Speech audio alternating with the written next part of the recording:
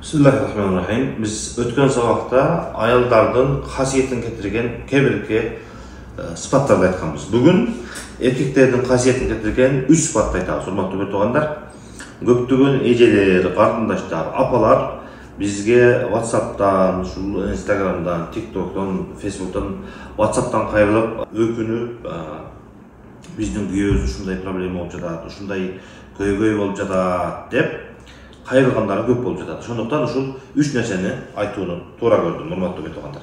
Эгерде урматтуу эркектер, агалар, инилер, эркектик сапатыбыз жоголбосун, эркектик касиетибиз жоголбосун десеңиздер, ушул 3 нерсени кылбаңыздар.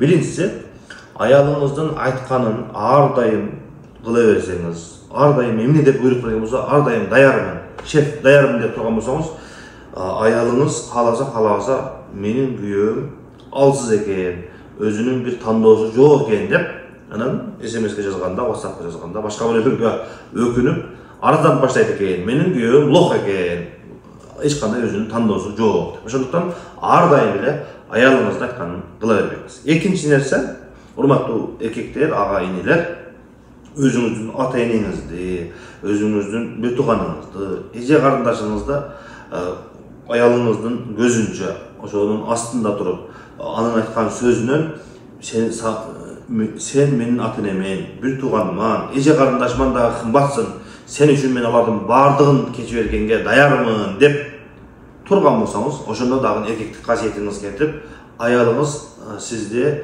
күчтүү эмес, балким алсыз, тандоосуз, өзүнүн бир тууганын, өзүнүн ата энесин кадырлай албаган, мындай айтканда лох экен деп ушул касиетиңиз кетет экен. Үчүнчүсү, урматтуу бир туугандар, үчүнчүсү мал мүлкүңүздү, колуңузда бар байлыгыңызды аялыңызга айтып, жада калса айтып эле калбастан машинаны, үйдү, бардык байлыкты ошол аялдын атына жаздырып, ага кажетинен сырткары мал мүлктөрдү бардыгын бере берсеңиз дагы, аялыңыз сизди күчтүү, мени сыйлайт экен, кадырлайт экен деген мааниде эмес, балким бул лох экен, өзүнүн эркиндиги жок экен, өзүнө ушундай эркин кармап жүрө албайт экен, өзүнүн байлыгына боло албайт экен, мага буга караганда күчтүүрөөк эркек керек экен деп сизге нааразы болуп, ыраазы болбой баштайт экен. Ошондуктан урматтуу бир туугандар, эркектик касиетти жоготпош үчүн